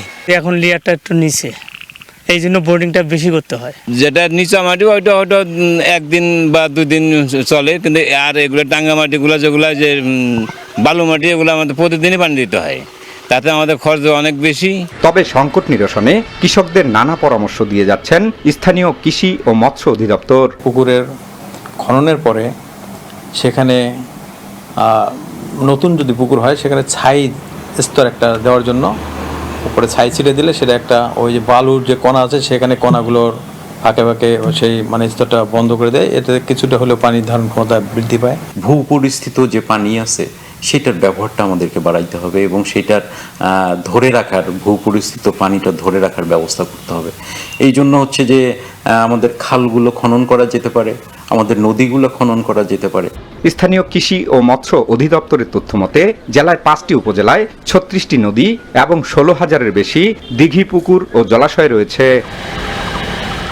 জিয়াউর রহমান বকুল, সময় সংবাদ, ঠাকুরগাঁও। প্রতি বছরই ভাঙনের শিকার হয় কুড়িগ্রামের ব্রহ্মপুত্র, ধরলা, তিস্তা, দুধকুমার ও গঙ্গাচর পাড়ের মানুষরা। এজন্য বর্ষার আগে অরক্ষিত পার সুরক্ষিত করার দাবি জানিয়েছেন ভাঙন হুমকিতে থাকা হাজারো পরিবার। অবশ্য আসন্ন বর্ষা ও বন্যায় ভাঙন মোকাবেলায় প্রস্তুতি নেওয়া হচ্ছে বলে জানিয়েছেন স্থানীয় পানি উন্নয়ন বোর্ড। বাচ্চা সৈকতের তথ্য, জামির মিয়ার ছবিতে রিপোর্ট। গত বছর নদ নদীর ভাঙন ও বাসিন্দাদের ঘরবাড়ি সরানোর চিহ্ন রয়ে গেছে এখনো। বর্ষা মৌসুম আসলেই উজানের ঢলে কুড়িগ্রামের প্রধান 5 নদ নদীতে ভাঙন দেখা দেয়। সে সময় ঘরবাড়ি সরানোর সময়টুকুও পান না নদী পাড়ের বাসিন্দারা। বছরের পর বছর ধরে ভাঙনে নদীগর্ভে বসতভিটা ও জমি চলে গেলেও রোধে নেই সরকারি কোনো উদ্যোগ। এতে আগেভাগেই ঘরবাড়ি সরিয়ে নিচ্ছে অধিকাংশ পরিবার, আর যাদের যাওয়ার জায়গা নেই তারা রয়েছেন দুশ্চিন্তায়। প্রায় 500 বাড়ির মতন আজকে শেষ হয়ে গেছে ভাঙিচুরি। গতবার তো অনেক লোক বিলীন হয়ে গেছে, এখনো ঘর দুয়ার তৈরি করতে পারে নাই। পানি হইলে যে কুম্বলা ভাঙি যায়, কোলাই যাবো না যাবো না ভাসি যাবো তা কর হয় না। কাজ যদি তারা দূরত্ব না করে আবারও পানি বাড়লে আবারও ভাঙন শুরু হবে। আমরা করে যাবো, আমার তাড়াতাড়ি নদী বাঁধি দাও। এই অবস্থায় অরক্ষিত পাড়ের 19টি পয়েন্টে ভাঙন রোধে 1 লাখ জিও ব্যাগ বরাদ্দ চাওয়া হয়েছে বলে জানিয়েছে স্থানীয় পানি উন্নয়ন বোর্ড। 19 কিলোমিটারের মতো এখনো অরক্ষিত আছে, যেগুলো এই বর্ষায় ভালনারেবল। আমরা এর জন্য প্রায় 1 লাখ জিও ব্যাগের চাহিদা প্রেরণ করেছি ইতিমধ্যে। সেই জিও ব্যাগ আমরা বরাদ্দ পেলে আমরা দ্রুত টেন্ডারের মাধ্যমে সাপ্লাই নিয়ে নিব এবং যেখানে যখন প্রয়োজন হবে সেভাবে ব্যবস্থা নিতে পারব। পানি উন্নয়ন বোর্ডের তথ্য মতে জেলার উপর দিয়ে প্রবাহিত 16 নদ নদীর মধ্যে ভাঙন প্রবণ 5টির দুপাড়ের 308 কিলোমিটার অরক্ষিত হয়ে পড়ে আছে। সময় সংবাদ, কুড়িগ্রাম। নরসিংদীতে স্কুল ছাত্রীকে ধর্ষণের পর হত্যা চেষ্টার প্রতিবাদে মানববন্ধন হয়েছে। সোমবার দুপুরে পলাশ উপজেলা পরিষদের সামনে কর্মসূচি পালন করে এলাকাবাসী। এ সময় অভিযুক্ত অর্জুন বাদশা ও হাফিজুর রহমানের ফাঁসির দাবি জানান তারা। এর আগে গত 15 এপ্রিল বাড়ি যাওয়ার পথে ভুক্তভোগী স্কুল ছাত্রীকে অভিযুক্তরা তুলে নিয়ে একটি কলা বাগানে নিয়ে ধর্ষণ করে পালিয়ে যায়। ঘটনার দিনই হাফিজুরকে গ্রেফতার করে পুলিশ। সহজে টাকা আয়ের প্রলোভনে শহর থেকে গ্রাম সবখানেই ছড়িয়ে পড়েছে অনলাইন জুয়ার ভয়াল থাবা। শুধু অর্থনৈতিক ক্ষতি নয়, ভাঙছে পারিবারিক বন্ধন, বাড়ছে মানসিক অবসাদ, এমনকি অনেকেই বেছে নিচ্ছেন আত্মহত্যার পথ। বিশেষজ্ঞদের মতে অনলাইন জুয়া বন্ধে আইনের কঠোর প্রয়োগ এবং সামাজিক সচেতনতা বাড়ানোর পাশাপাশি নেটওয়ার্ক ব্লক সহ অনলাইন জুয়ার সাইট থেকে অর্থ লেনদেন বন্ধে কার্যকরী পদক্ষেপ নিতে হবে। শাকিল মাহমুদের ছবিতে নাজমুল ইসলাম নিশাতের রিপোর্ট। টাকা ডিপোজিটে 699 টাকা বোনাস। সামাজিক যোগাযোগ মাধ্যমে ঘুরছে অনলাইন জুয়ার শত শত অ্যাপ, যেখানে প্রলোভন থাকছে রাতারাতি ধনী হওয়ার সহজ উপায়। নগর থেকে প্রত্যন্ত গ্রামে স্মার্টফোন আর প্রযুক্তির সহজলভ্যতায় এই নেশায় এখন আসক্ত নানা বয়সী মানুষ। নাম প্রকাশ না করার শর্তে এমন কয়েকজনের সঙ্গে কথা বলে জানতে পারি, চাইলেও এই ফাঁদ থেকে বের হতে পারছেন না তারা। কেউ ধ্বংস করেছেন ব্যবসা প্রতিষ্ঠান, জমানো টাকা, অনেকে ঋণের জালে জর্জরিত। লাভের জন্য খেলি, আর এভাবে খেলতে খেলতে মনে করেন যে 5-7 লক্ষ টাকার মতো লস করছি। কালকে আমার লাভ হলো, আজকে আমি আবার খেলতেছি। এভাবে কিন্তু দেখছি অনেকেই ধ্বংস হচ্ছে, কিন্তু দেখার পরও একটা লোভ থেকেই যায় আমাদের। প্রথমে 40 টাকা 2 টাকা করে শুরু করছি, 2 টাকার পর 4 টাকা আমারছি, 20 টাকা আমারছি, এভাবে আমার কাছে আমার 13.5 লক্ষ টাকা অ্যাপসে আমার গেছে। রংপুরের রবার্টসনগঞ্জ এলাকার এই তরুণ অনলাইন জয়ে আসক্ত হয়ে সর্বস্ব হারিয়ে সিদ্ধান্ত নেন আত্মহত্যার। পরিবারের সহযোগিতায় সেই পথ থেকে ফিরতে পারেন, তবে অনেকেই শেষ পর্যন্ত ফিরতে পারেননি। মানুষের ঋণ পাচ্ছে, ঋণ পরিশোধ করতেছি, একবেলা দুজনের মানুষের কথাগুলো শুনতেছি, তারপর আমাকে ধার ঋণ শোধ করতে হচ্ছে। এগুলো এত কষ্ট যে করতেছি, কিসের জন্য করতেছি? একটা ভুলের কারণে। ভুলটা আমার কি ছিল? এই জুয়াটা খেলা। এই জুয়া কেন্দ্রিক অপরাধ প্রবণতা থেকে, কিশোর গ্যাং থেকে, এই সকল সামাজিক নেতিবাচক কালচারগুলো থেকে যদি আমরা নিজেদেরকে বের করে নিয়ে আসবার জন্য আমরা কার্যকর পন্থা আবিষ্কার না করি, আর যদি আমরা ফেলে রাখি এক মুহূর্ত, এক দণ্ড, তাহলে আসলে এই সমাজ দিনকে দিন অন্ধকারের গভীরে নিপতিত হবে। 2024 সালের এক গবেষণায় দেখা গেছে বাংলাদেশে 50 লাখের বেশি মানুষ অনলাইন জুয়ায় আসক্ত। এই সংখ্যা 2027 সালের মধ্যে 2 কোটির বেশি ছাড়াতে পারে। আইন শৃঙ্খলা বাহিনী বলছে, অনেক সময় মূল হোতাদের গ্রেফতার করা হলেও আইনের ফাঁক ফোকর দিয়ে সহজেই পার পেয়ে যাচ্ছে। ক্রিমিনালকে আইডেন্টিফাই করলাম, তাকে ধরলাম এবং তার অ্যাকাউন্টে বিপুল পরিমাণ আমরা পেলাম, লেনদেনের তথ্য পেলাম। তাকে যখন আদালতে সোপর্দ করা হয় সকালবেলা, বিকালবেলায় জামিনযোগ্য ধারার কারণে সে বের হয়ে চলে যায় এবং বের হয়ে এসে সে একই ধরনের অপকর্মের সাথে আবার জড়িত হতে থাকে। প্রযুক্তিবিদদের পরামর্শ, নেটওয়ার্ক ব্লক সহ অনলাইন জুয়ার সাইট থেকে অর্থ লেনদেন বন্ধে কার্যকরী পদক্ষেপ নিতে হবে। যদি আমরা টেকনিক্যালি এটাকে সলভ করতে চাই, তাহলে নেটওয়ার্ক ব্লক করে দেওয়া যেতে পারে, যে আমার যে নেটওয়ার্কটা আছে সেই নেটওয়ার্কে এই ধরনের যে সাইটগুলো, নিষিদ্ধ সাইটগুলো একদম ফিল্টার হয়ে আসবে। কিছু অ্যাপস তৈরি করা যেতে পারে সফটওয়্যারটা দ্বারা, যেগুলো আনওয়ান্টেড ওয়েবসাইট সেগুলোকে ব্লক করে দেবে। গুগল ট্রেন্ডের তথ্য বলছে দেশের সবথেকে বেশি অনলাইন জুয়ার অ্যাপ ব্যবহারকারীর সংখ্যা রংপুর বিভাগে এবং সবথেকে কম সিলেটে। নাজমুল ইসলাম নিশাদ, সময় সংবাদ, রংপুর। নানা কর্মসূচিতে রাঙামাটিতে পালন হলো বীরশ্রেষ্ঠ মুন্সী আব্দুর রউফের শাহাদাত বার্ষিকী। সোমবার সকালে জেলা শিল্পকলা একাডেমির মিলনায়তনে আলোচনা সভা অনুষ্ঠিত হয়। এতে প্রধান অতিথি হিসেবে উপস্থিত ছিলেন BJP Rangamati sector commander colonel Abu Mohammad Siddique Alam. মুক্তিযুদ্ধের সঠিক ইতিহাস প্রজন্মের কাছে পৌঁছে দিতে সবাইকে আন্তরিকভাবে কাজ করার আহ্বান জানান বক্তারা। পরে বীরশ্রেষ্ঠ মুন্সী আব্দুর রউফ সহ সব শহীদের আত্মার মাগফিরাত কামনা করে দোয়া আয়োজন করা হয়। এছাড়া কৃতি শিক্ষার্থীদের হাতে সনদ ও পুরস্কার তুলে দেওয়া হয়।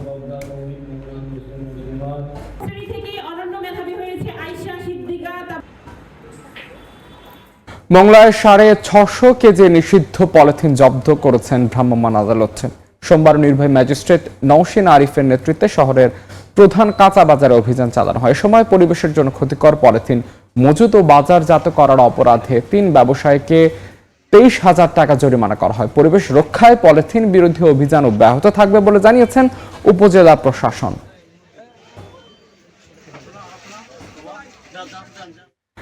মংলায় ইজি বাইকের ধাক্কায় সড়কে ছিটকে পড়ে কিশোরের মৃত্যু হয়েছে। সোমবার শহরের হাজিপাড়া সরকারি প্রাথমিক বিদ্যালয়ের সামনে এই দুর্ঘটনা ঘটে। স্থানীয়রা জানান, বাড়ির পাশের দোকানে ডিম কিনতে যান সঞ্জিদা আক্তার শিমু। দ্রুতগামী ইজি বাইক ধাক্কা দিলে গুরুতর আহত হন কিশোরী। স্থানীয়রা তাকে উদ্ধার করে উপজেলা স্বাস্থ্য কমপ্লেক্সে নিয়ে যায়। আশঙ্কাজনক হওয়ায় উন্নত চিকিৎসার জন্য সেখান থেকে শিমুকে খুলনা রেফার করেন চিকিৎসক। খুলনা মেডিকেল নেওয়ার পথে শিমুর মৃত্যু হয়।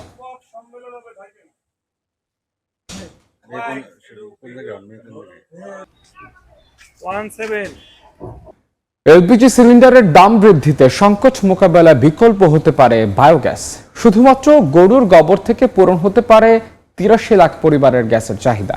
পরিবেশবিদ ও বিশেষজ্ঞরা বলছেন, গ্রাম থেকে শহর ছড়িয়ে ছিটিয়ে আছে গ্যাসের পর্যাপ্ত উপকরণ। কেবল পরিকল্পনা গ্রহণ করলে নিজেরাই নিজেদের গ্যাস উৎপাদন করতে পারবে দেশের মানুষ। এতে বাড়তি হিসেবে পাওয়া যাবে জৈব সার আর কমবে এলপিজি গ্যাসের চাপ। হেদায়েতুল ইসলাম বাবুর রিপোর্ট। সর্বশেষ এলপিজি গ্যাসের দাম বৃদ্ধির পর অনেকে দুশ্চিন্তায় পড়লেও নির্ভার গাইবান্ধার গৃহিণী মৌসুমী বেগম। গোয়ালের গরুর গোবর থেকে নিজের তৈরি বায়োগ্যাসে রান্না করছেন তিনি। বায়োগ্যাস ব্যবহারকারীদের বাজারের ফদ্দ থেকে এলপিজি সিলিন্ডার ব্যয় যেমন বাদ পড়েছে, তেমনি এখান থেকে জৈব সারও পাচ্ছেন তারা। পাতলি কাদি হয় না, অতটা পরিশ্রম করা লাগে না। মাটির চুলা আছে, এটাতে অনেক সুবিধা আছে, সময় বাঁচে, বিদ্যুৎ বিল বাঁচে, গ্যাস বাঁচে।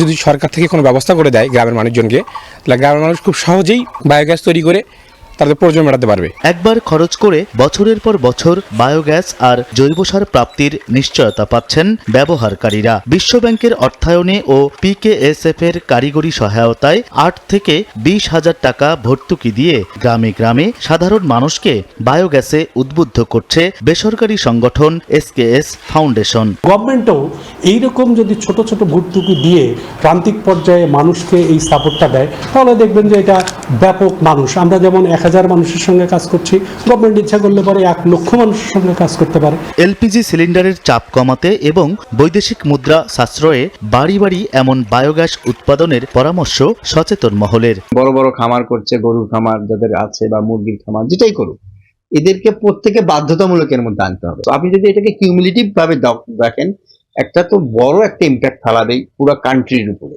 কান্ট্রির লোড কমায় ফেলবে। হ্যাঁ, এবং সেই লোড কমলে ইকোনমিক লোডও কমবে। প্রতিটা বাড়িকে যারা গরু পালে বা মুরগি পালে, এটা যদি আমরা বায়োগ্যাস প্ল্যান্টের আওতায় আনতে পারি, তাহলে কিন্তু আমরা প্রতিটা এই পরিবারের আপনার গ্যাস কিন্তু কিনবে না, এবং প্লাস ইলেকট্রিসিটি কাজ করবে।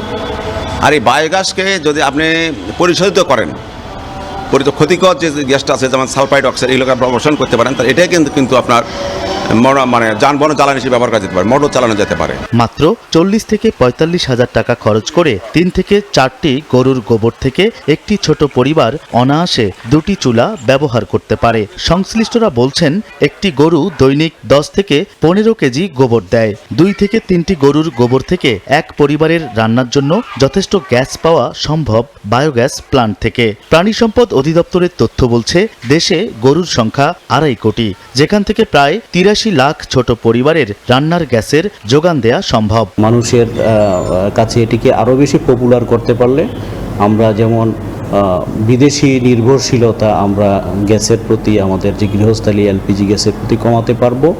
পাশাপাশি আমরা বাই প্রোডাক্ট হিসেবে যে জৈব সার পাওয়া যায়, সেটিও আমাদের পরিবেশ বান্ধব। বিপুল পরিমাণ বৈদেশিক মুদ্রা খরচ করে গত বছর দেশে 14,65,000 টন এলপিজি গ্যাস আমদানি করে বাংলাদেশ। সরকারি বা বেসরকারি উদ্যোগে গ্রাম শহরে বায়োগ্যাস প্ল্যান্ট স্থাপন করা সম্ভব হলে গ্যাসের পাশাপাশি উৎপাদিত জৈব সার, রাসায়নিক সারের চাপ কমাবে এবং সাশ্রয় হবে বিপুল পরিমাণ বৈদেশিক মুদ্রা। হেদায়েতুল ইসলাম বাবু, সময় সংবাদ, গাইবান্ধা। তৃতীয় দফার আলোচনায় অংশ নিতে মার্কিন প্রতিনিধি দল যাচ্ছে পাকিস্তানে। ট্রাম্পের এমন কথা উড়িয়ে দিয়ে রয়টার্স জানায়, জেডি ভেন্স সহ প্রতিনিধি দলের সবাই ওয়াশিংটনে অবস্থান করছেন।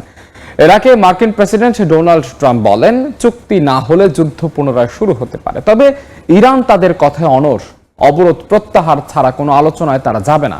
পাকিস্তানের সঙ্গে ইরান নিয়মিত যোগাযোগ রাখলেও দ্বিতীয় দফা আলোচনায় অংশগ্রহণ নিয়ে এখনো দ্বিধায় রয়েছে তেহরানের। মার্কিন অবরোধ উপেক্ষা করেই হরমুজ প্রণালী পার হচ্ছে ইরানের পতাকাবাহী জাহাজ। ইরান যুক্তরাষ্ট্রের আলোচনার ভেন্যু হিসেবে আবারও সামনে এসেছে পাকিস্তানের রাজধানী ইসলামাবাদ। দ্বিতীয় দফার জন্য মার্কিন vice president JD Vance, Steve Witkoff ও জ্যারেড কুশনারের নেতৃত্বে প্রতিনিধি দল যাওয়ার কথা থাকলেও এখনও তারা যুক্তরাষ্ট্রেই অবস্থান করছেন বলে জানিয়েছে রয়টার্স। এদিকে ট্রাম্প দাবি করেছেন আজই চুক্তি সই হবে, এমনকি মার্কিন প্রতিনিধি দল ইসলামাবাদের পথে বলেও তিনি জানান। তবে একই সময় ইরান এখনও প্রতিনিধি দল পাঠানোর বিষয়টি নিশ্চিত করেনি। পাকিস্তান দুই পক্ষকে আনার জন্য কূটনৈতিক ও নিরাপত্তা প্রস্তুতি জোরদার করেছে। ইসলামাবাদে হাজারো নিরাপত্তা বাহিনী মোতায়েন করা হয়েছে। মার্কিন প্রেসিডেন্ট ডোনাল্ড ট্রাম্প একদিকে বলছেন আলোচনায় তিনি তাড়াহুড়ো করবেন না, আবার অন্যদিকে দাবি করছেন দ্রুত চুক্তি হবে এবং সেটি 2015 সালের জেসিপিও এর চেয়েও ভালো চুক্তি হবে। তিনি দাবি করেন ইরান প্রতিদিন প্রায় $500 মিলিয়ন ক্ষতির মুখে পড়ছে, কারণ যুক্তরাষ্ট্রের অবরোধ কার্যকর রয়েছে। ট্রাম্প আরও স্পষ্ট করেন ইরানকে অবশ্যই পারমাণবিক অস্ত্রের সক্ষমতা ত্যাগ করতে হবে, এ বিষয়ে কোনো ছাড় নয়। আরও বলেন চুক্তি না হলে যুদ্ধ পুনরায় শুরু হতে পারে। একই সঙ্গে ট্রাম্প দাবি করেন তিনি ইরানের সর্বোচ্চ নেতাদের সঙ্গেও দেখা করতে প্রস্তুত যদি অগ্রগতি হয়। তেহরান স্পষ্ট জানিয়ে দিয়েছে যুক্তরাষ্ট্রের অবরোধ প্রত্যাহার ছাড়া কোনো আলোচনায় তারা যাবে না। ইরানের পররাষ্ট্রমন্ত্রী আব্বাস আরাকচি পাকিস্তান ও রাশিয়ার সঙ্গে ফোনালাপে বলেছেন, যুক্তরাষ্ট্রের বিরোধপূর্ণ ও অবৈধ আচরণ কূটনীতির সঙ্গে সাংঘর্ষিক। প্রেসিডেন্ট পেজেশকিয়ানও বলেছেন, ইরান কোনো চাপের মুখে মাথা নত করবে না এবং আস্থা না থাকলে আলোচনা অর্থহীন। এর আগে পাকিস্তানের সঙ্গে ইরান নিয়মিত যোগাযোগ রাখলেও দ্বিতীয় দফা আলোচনায় অংশগ্রহণ নিয়ে এখনও দ্বিধা রয়েছে। একই সময় ইরান অভিযোগ করেছে, যুক্তরাষ্ট্র বারবার যুদ্ধবিরতি লঙ্ঘন করেই আলোচনার বড় বাধা দিয়েছে। অবরোধকে কেন্দ্র করে হরমুজ প্রণালীতে উত্তেজনা তীব্র হয়েছে, যেখানে যুক্তরাষ্ট্র জানিয়েছে অন্তত ২৭টি জাহাজ ফিরিয়ে দেওয়া হয়েছে। ইউরোপীয় ইউনিয়ন ঘোষণা করেছে, যারা হরমুজ অবরোধে জড়িত থাকবে তাদের উপর নতুন নিষেধাজ্ঞা আরোপ করা হবে। একই সঙ্গে তেলের দাম প্রায় ৫% বেড়ে গেছে বিশ্ববাজারে। ইসরায়েলের সামরিক প্রধান বলেন, ইরানকে তার লক্ষ্য পূরণে বাধা দেয়া হবে আর ইসরায়েল আঞ্চলিক নিরাপত্তা নিশ্চিত করবে। অন্যদিকে কাতার, ওমান, ফ্রান্স ও রাশিয়া উত্তেজনা কমানোর আহ্বান জানিয়েছে। বিশ্লেষকদের মতে দুই পক্ষই প্রকাশ্যে শক্ত অবস্থান নিলেও গভীরে কেউই পূর্ণাঙ্গ যুদ্ধ চায় না। নাদিম মারজান, সময় সংবাদ। ইরান ও যুক্তরাষ্ট্রের আলোচনায় পাকিস্তানের মধ্যস্থতা ঘিরে এখন বড় প্রশ্ন উঠেছে কূটনৈতিক মহলে। ইসলামাবাদে বৈঠক আয়োজনের প্রস্তুতি থাকলেও তেহরানের অনাগ্রহ, ওয়াশিংটনের কড়া অবস্থান পুরো প্রক্রিয়াকে অনিশ্চয়তায় ফেলেছে। এর মাঝেই পাকিস্তানের নিরপেক্ষতা কার্যকারিতা নিয়ে সন্দেহ আরও বাড়ছে, তাই শান্তি উদ্যোগ এখন আস্থার সংকটে পড়েছে। ইসলামাবাদে ইরান ও যুক্তরাষ্ট্রকে আলোচনায় বসানোর চেষ্টা করছে পাকিস্তান, কিন্তু দুই পক্ষই পরস্পরের বিরুদ্ধে যুদ্ধবিরতি লঙ্ঘনের অভিযোগ তুলছে। এই পরিস্থিতিতে মধ্যস্থতাকারী হিসেবে পাকিস্তানের নিরপেক্ষতা নিয়ে কূটনৈতিক মহলে প্রশ্ন উঠতে শুরু করেছে। বিশ্লেষকদের মতে দুই পক্ষই যখন একে অপরের উপর আস্থা রাখতে পারছেন না, তখন তৃতীয় পক্ষ হিসেবে পাকিস্তানের সক্ষমতা নিয়েও সন্দেহ তৈরি হওয়া স্বাভাবিক। কিছু পর্যবেক্ষক মনে করছেন, পাকিস্তান এই মধ্যস্থতার মাধ্যমে আঞ্চলিক কূটনীতিতে নিজেদের অবস্থান শক্ত করার চেষ্টা করছে। তবে সমালোচকদের মতে এটি বাস্তবসম্মত শান্তি উদ্যোগের চেয়ে রাজনৈতিক প্রভাব বিস্তারের কৌশলও হতে পারে। এই দ্বৈত ধারণা পাকিস্তানের ভূমিকা নিয়ে আরও বিভ্রান্তি তৈরি করছে। যুক্তরাষ্ট্র ও ইরান উভয়ই একে অপরকে বিশ্বাস করতে রাজি নয়। তারা একে অপরের বিরুদ্ধে সামরিক ও অর্থনৈতিক চাপ অব্যাহত রেখেছে। এই অবস্থায় পাকিস্তানকে মধ্যস্থতাকারী হিসেবে গ্রহণ করা হলেও বাস্তবে দুই পক্ষই ইসলামাবাদের উদ্যোগকে কতটা গুরুত্ব দেবে তা নিয়ে সন্দেহ রয়েছে। এ কারণে আলোচনা শুরুর আগেই আস্থার ভিত্তি দুর্বল হয়ে পড়ছে। ইরানের আলোচনায় না আসার ইঙ্গিত এবং যুক্তরাষ্ট্রের কঠোর অবস্থানে পুরো প্রক্রিয়া অনিশ্চয়তায় পড়েছে। পাকিস্তানের উদ্যোগ যদি ব্যর্থ হয়, তাহলে আঞ্চলিক কূটনীতিতে তাদের মধ্যস্থতাকারীর ভূমিকা আরও প্রশ্নবিদ্ধ হতে পারে। এখন মূল প্রশ্ন হলো, এই উদ্যোগ কি সত্যিকারের শান্তির পথ খুলবে নাকি কেবল নতুন কূটনৈতিক অচলাবস্থা তৈরি করবে? নাদিম মারজান, সময় সংবাদ। ভারতের পশ্চিমবঙ্গে চলছে প্রথম দফার বিধানসভা নির্বাচনের শেষ মুহূর্তের প্রচারণা। শেষ সময় বিজেপি তৃণমূলের মধ্যে চলছে তুমুল বাকবিতণ্ডা। তৃণমূলের উপর বুলডোজার চালানোর হুমকি দেন বিজেপি প্রার্থীরা। অন্যদিকে মোদীকে এক হাত নিতে ছাড়েননি তৃণমূল নেত্রী মমতা বন্দ্যোপাধ্যায়। ফল প্রকাশের পর সব হিসেব বুঝে নেওয়ার হুঁশিয়ারি উচ্চারণ করেন তিনি। কলকাতা থেকে বিস্তারিত জানাচ্ছেন সুব্রত আচার্য। পশ্চিমবঙ্গে প্রথম দফার বিধানসভা নির্বাচনে শেষ মুহূর্তে প্রচারণায় চলছে বিজেপি তৃণমূল উত্তপ্ত বাক্য বিনিময়। তৃণমূলের মাফিয়াদের ওপর বুলডোজার চলবে বলে হুঁশিয়ারি দেন উত্তরপ্রদেশের মুখ্যমন্ত্রী যোগী আদিত্যনাথ। অন্যদিকে গুলির বদলে গুলির হুমকি আসামের মুখ্যমন্ত্রীর কণ্ঠে। আর তৃণমূল শেষ হতে চলেছে বলে দাবি প্রতিরক্ষা মন্ত্রী রাজনাথ সিং এর। মমতা দিদি कहती है कि खेला होबे, लेकिन मैं ममता दीदी से बोलना चाहता हूं, ए बार खेला शेष। पुलिस है, ये लोग जिंदा है। 4 तारीख पुलिस साथ में नहीं रहेगा तो ये टीएमसी का गुंडा लोग भागना शुरू करेगा। जोरा घास फूल होबे छार खार, दुर्नीति थाकबे ना आर, ফুটবে এবার পদ্মী ফুল, এক নূতন বাংলা গড়বে কুল। এসব হুমকি ধামকির পাল্টা জবাব দিতে ছাড়েননি তৃণমূল কংগ্রেস নেত্রী মমতা বন্দ্যোপাধ্যায়ও। সোমবার বীরভূম, উত্তর কলকাতা, খড়দা ও বেলেঘাটায় 3টি নির্বাচনী সভায় অংশ নেন তিনি। এ সময় তৃণমূল সরকারের উন্নয়ন ও নানা প্রতিশ্রুতির কথা তুলে ধরার পাশাপাশি বিজেপিকে এক হাত নেন মমতা। নির্বাচনী প্রচারে মোদির ঝালমুড়ি খাওয়া নিয়েও তীব্র কটাক্ষ করেন তৃণমূল নেত্রী। 4 মে ফল প্রকাশের পর সব হিসেব বুঝে নেওয়ারও হুঁশিয়ারি দেন তিনি। কখনো নির্বাচনের সময় বলে আমি চায়ওয়ালা, 10 টাকা বের করে ঝালমুড়ি খাচ্ছে। বুঝুন, সেই ঝালমুড়িটাও নিজেদেরই তৈরি করা। আর যদি তৈরি করা না হবে তাহলে দোকানে ক্যামেরা ফিট আগের থেকে ছিল কি করে জিজ্ঞাসা করুন। সব নাটক মানুষ বোঝে না। 2021 সালের বিধানসভা নির্বাচনে তৃণমূল ও বিজেপির ভোটের ব্যবধান ছিল মাত্র 10%। এবার অভিযোগ উঠেছে এসআইআর করে 5% মুসলিম ভোট কেটে দেওয়া হয়েছে। বাদ পড়েছেন মতুয়া সহ হিন্দু সম্প্রদায়েরও 7% ভোটার। এতে ভোটের হার জিত নিয়ে প্রধান 2 রাজনৈতিক শিবিরই নিজেদের মতো জয়ের স্বপ্ন দেখছে। সুব্রত আচার্য, সময় সংবাদ, পশ্চিমবঙ্গ, ভারত। নিউজিল্যান্ড সিরিজ নিয়ে বাংলাদেশ দলে প্রত্যাবর্তনের স্বপ্ন ভেস্তে গেল মোসাদ্দেক হোসেন সৈকতের। চট্টগ্রামে সিরিজ নির্ধারণী শেষ ওয়ানডেতে গত 16 সদস্যের দলে ফিরছেন তানজিব সাকিব। কদিন ধরে জোরে গুঞ্জন ছিল আবারও জাতীয় দলে ফেরানো হচ্ছে মোসাদ্দেক সৈকতকে। বিশেষ করে প্রথম ওয়ানডেতে আফিফ হোসেনের হতশ্রী পারফরমেন্সের পর লোয়ার মিডল অর্ডারে বিকল্প ক্রিকেটারের নাম আলোচনা আসে। তখনই মোসাদ্দেককে নিয়ে গুঞ্জন জোরালো হয়। জানা গেছে বিসিএল এর জন্য সিলেটে থাকা অলরাউন্ডারকে ঢাকায় নিয়ে আসা হয়, কিন্তু শেষ পর্যন্ত দলে রাখা হয়নি তাকে। নিউজিল্যান্ডের বিপক্ষে শেষ ওয়ানডেতে দলে যুক্ত করা হয়েছে pace bowling allrounder Tanjib Hasan সাকিবকে। ইনজুরির কারণে এই সিরিজের স্কোয়াডে ছিলেন না তিনি। চট্টগ্রামেও মূল একাদশের জায়গা পাওয়ার সম্ভাবনা ক্ষীণ, তবে জাতীয় দলের সঙ্গেই থাকবেন তিনি। চট্টলায় প্রথম 2 টি-20-র কথা মাথায় রেখে সাকিবকে দলে নিয়েছে নির্বাচকরা।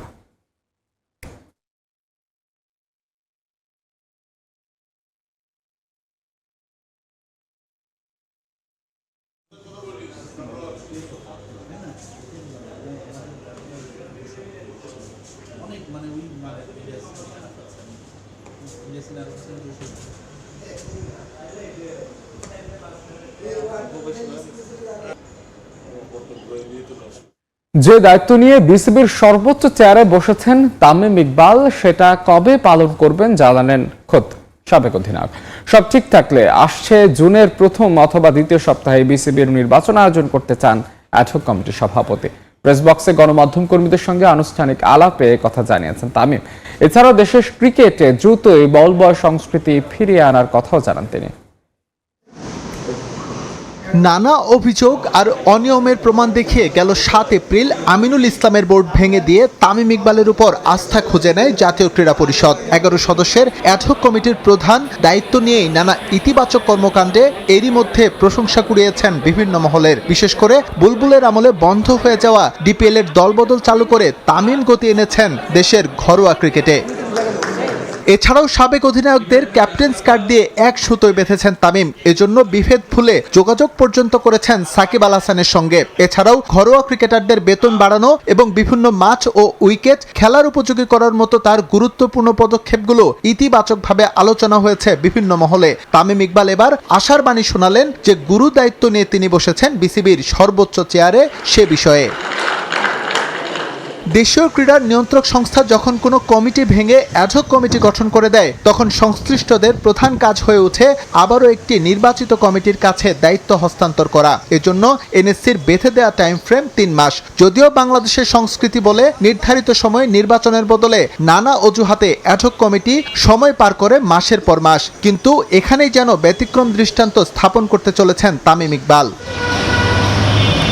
বিসিবির বর্তমান বোর্ড মেয়াদ পূরণ করবে আসছে 7 জুলাই। বিতর্ক এড়াতে এর আগেই ক্রিকেট বোর্ডের পরিচালনা পর্ষদের নির্বাচন আয়োজন করতে চান তামিম ইকবাল। মিরপুরে বাংলাদেশ নিউজিল্যান্ড দ্বিতীয় ওয়ানডে চলাকালে প্রেস বক্সে এসে এক অনানুষ্ঠানিক বক্তব্যে বিসিবি প্রধান জানান আসছে জুনের প্রথম অথবা দ্বিতীয় সপ্তাহে তিনি আয়োজন করতে চান নির্বাচন।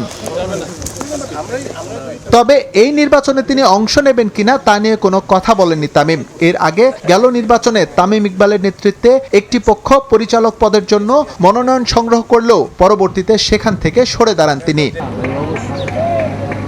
এদিকে আবারও দেশের ক্রিকেটে বল বয় সংস্কৃতি চালু করতে চলেছেন তামিম ইকবাল। বিভিন্ন আন্তর্জাতিক ম্যাচ চলাকালে বল কোড়ানোর জন্য বাউন্ডারি লাইনের বাইরে থাকার সুযোগ পান বয়সভিত্তিক পর্যায়ের ক্রিকেটাররা, যার মাধ্যমে তারা খুব কাছ থেকে তারকা ক্রিকেটারদের ম্যাচ দেখতে পান। তামিম আশরাফুলদের মতো ক্রিকেটাররাও পালন করেছেন এই দায়িত্ব। মাঝে তা বন্ধ হয়ে গেলেও দ্রুতই আবার এই সংস্কৃতি চালু হবে বলে জানান বিসিবি সভাপতি। এসএম ইকবাল, সময় সংবাদ। অবশেষে ক্রীড়া কাজ হাতে পেলেন লাল সবুজ অধিনায়ক জামাল ভুঁইয়া। খেলোয়াড়দের নিয়ে বর্তমান সরকারের এমন উদ্যোগকে স্বাগত জানান বাংলাদেশ অধিনায়ক। সেই সঙ্গে ক্রীড়া কাজ খেলোয়াড়দের ভালো পারফরমেন্স করতে আরও বেশি অনুপ্রাণিত করবে বলে জানান জামাল ভুঁইয়া। এদিকে জাতীয় দলে ভালো কোচ নিয়োগ দিতে বাফুফেকে তাগিদ দেন যুব ক্রীড়া প্রতিমন্ত্রী আমিনুল হক। গেল রোববার ক্রীড়া কার্ড হাতে পেয়েছিলেন জাতীয় ফুটবল দলের খেলোয়াড় সহ 171 জন ক্রীড়াবিদ। তবে ম্যাচের ব্যস্ততা থাকায় সেদিন দলের সঙ্গে উপস্থিত হতে পারেননি লাল সবুজ অধিনায়ক জামাল ভুঁইয়া। নির্ধারিত দিনে কার্ড না পেলেও সাবেক অধিনায়ক ও ক্রীড়া প্রতিমন্ত্রীর হাত থেকে ক্রীড়া কার্ড নেওয়ার আবদার করেন বর্তমান অধিনায়ক। জামালের আবদার রাখলেন যুব ও ক্রীড়া প্রতিমন্ত্রী। নিজ বাসভবনে জামাল ভুঁইয়ার হাতে ক্রীড়া কার্ড তুলে দেন আমিনুল হক। কার্ড পেয়ে উচ্ছ্বসিত লাল সবুজ অধিনায়ক। এমন কার্ড ফুটবলারদের আরও ভালো পারফরমেন্স করতে অনুপ্রাণিত করবে বলে জানান তিনি।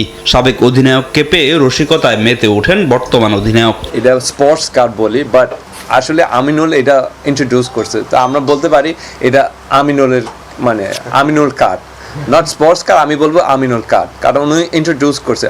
অন্য এত বছরে আমরা কোনো একটা ক্রীড়ামন্ত্রী পাই না, তা সবাই জন্য একটা চিন্তা করছে আফটার 4 months মেবি নতুন প্লেয়ার আসবে না, so it's a motivation to do better and to do better for the country. ফুটবলারদের আর্থিক নিশ্চয়তা দেওয়ায় প্রধানমন্ত্রী তারেক রহমানকে ধন্যবাদ জানান জামাল ভুঁইয়া। যেসব ফুটবলার বা অ্যাথলিটরা ক্রীড়া ভাতা পাবেন না, তারা যাতে ক্রীড়া কার্ডের আওতাধীন অন্যান্য সামাজিক সুযোগ সুবিধা পান তা নিশ্চিত করতে চায় যুব ও ক্রীড়া মন্ত্রণালয়। এই ক্রীড়া কার্ড শুধু আমাদের শুধু ন্যাশনাল প্লেয়ার না, আমি পর্যায়ক্রমে এই ক্রীড়া কার্ডের যে সামাজিক যে সুযোগ সুবিধাগুলো রয়েছে সেগুলো আমি আস্তে আস্তে করে আমাদের সকল খেলোয়াড়দের কাছে এটা নিশ্চিত করব। With the help of the prime minister না, বাট আইডিয়া আসছে আই থিঙ্ক ফ্রম আমিনুল ভাই। দ্য আমিনুল ভাই আর আমার prime minister, honourable prime minister, দুইজনকে আমরা সবাইকে ধন্যবাদ দিতে চাই। এদিকে হামজা সমিত ফাহমিদুলদের জন্য ভালো কোচ নেওয়ার তাগিদ দেন যুব ও ক্রীড়া প্রতিমন্ত্রী। প্রয়োজনে ফেডারেশনের পাশে থাকার কথা জানান তিনি। সেই সঙ্গে আসন্ন সাফ সামনে রেখে জামালদের গুরুত্বপূর্ণ পরামর্শ দেন যুব ও ক্রীড়া প্রতিমন্ত্রী। সাফ ফুটবলে যাতে বাংলাদেশ সেই দীর্ঘ যে 2003 সালের পর থেকে আজ পর্যন্ত যে গোল্ড মেডেল বলেন কিংবা চ্যাম্পিয়নশিপের যে খরা, সেই খরা যাতে কাটিয়ে উঠতে পারে, ভালো একজন উঁচু মানের কোচ যাতে আমরা নিতে পারি, যাদের মাধ্যমে আমাদের জামাল ভুঁইয়ারা, আমাদের যে সামিত সোম রয়েছে বা আমাদের ফাহমিদুল রয়েছে, আমাদের হামজা চৌধুরীরা আছে, আরও ভালো বেটার ফুটবল খেলতে পারে। এদিকে বাংলাদেশের সাফ আয়োজন উপলক্ষে বাফুফেকে সরকারের পক্ষ থেকে সব ধরনের সহযোগিতার আশ্বাস দিয়েছেন যুব ও ক্রীড়া প্রতিমন্ত্রী। ফাহিম ইসলাম, সময় সংবাদ, ঢাকা। আইপিএলে যোগ দিয়ে এবার দাসুন সানাকাকে 1 বছরের জন্য নিষিদ্ধ করল পাকিস্তান সুপার লিগ। লাহোর কালান্দার্সের সঙ্গে চুক্তি থাকার পরও সেখানে না খেলে রাজস্থান রয়্যালসে যোগ দেয় তার বিরুদ্ধে ব্যবস্থা নিয়েছে পাকিস্তান ক্রিকেট বোর্ড। পিএসএল নিলামে প্রায় $27,000 সানাকাকে দলে ভিড়িয়েছিলেন লাহোর কালান্দার্স। তবে আসর শুরুর আগে প্রায় $2,14,000 চুক্তিতে রাজস্থান রয়্যালসে যোগ দেন তিনি, যার ফলে তাকে নিষেধাজ্ঞা দেয় পিসিবি এবং এর জন্য 2027 পিএসএল এ অংশ নিতে পারবেন না সানাকা। গত 14 এপ্রিল জিম্বাবুয়ের পেসার বেসিং মুজারাবানিকেও একই অভিযোগে পিএসএল থেকে 2 মৌসুমের জন্য নিষিদ্ধ করে পিসিবি। মুজারাবানি ইসলামাবাদ ইউনাইটেডের সঙ্গে চুক্তি বাতিল করে আইপিএল এর কলকাতা নাইট রাইডার্সের হয়ে খেলায় এই সাজা পান।